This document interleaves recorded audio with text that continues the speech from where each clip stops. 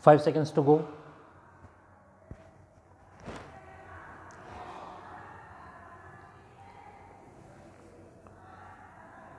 Start.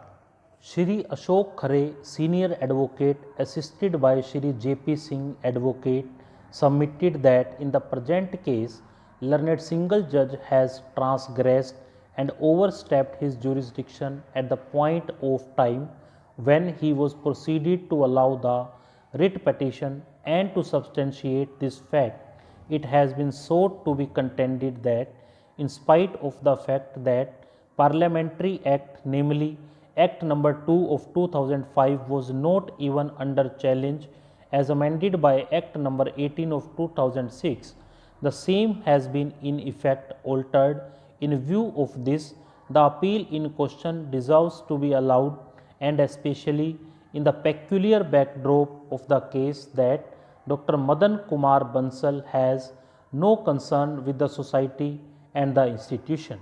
The request that has been made on behalf of the appellant has been resisted by the learned standing counsel as well as Shri Inder Raj Singh, Advocate, along with Shri Prabhakar Avasthi, Advocate, by submitting that at no point of time the institution in question has been established by the members of the minority community, and on totally wrong facts the institution in question has been declared as minority institution, and this court has rightly allowed the writ petition, and petitioner Dr. Madan Kumar Bansal has full locus to assail the validity of the action so taken.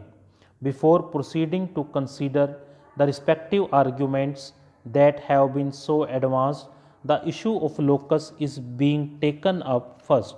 The petitioner in the body of writ petition made a categorically mention of fact that petitioner is a life member of the general body.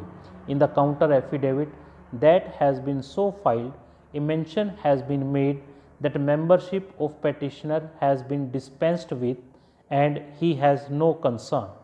The resolution that has been relied upon also accepts this fact that petitioner is a life member of general body and he has been removed as he and his group has been indulging in anti-institutional activities. Petitioner in his turn has come up with the specific case that entire proceedings have been manufactured only for the purposes of case. Once such are the allegations coming forward, coupled with the fact that the petitioner in the rejoinder affidavit that has been so filed has come up with the specific case that his grandfather made a contribution of rupees 11,000 in the year 1948, and the most surprising feature of the writ petition is that in the memorandum that has been so prepared, therein the name of petitioner's grandfather has been mentioned.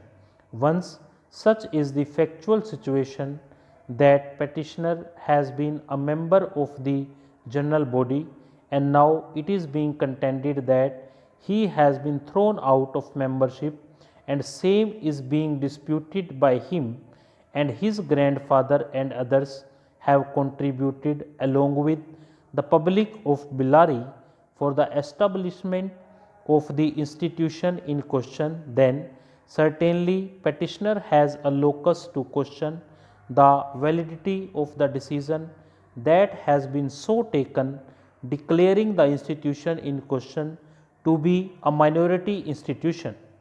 Stop.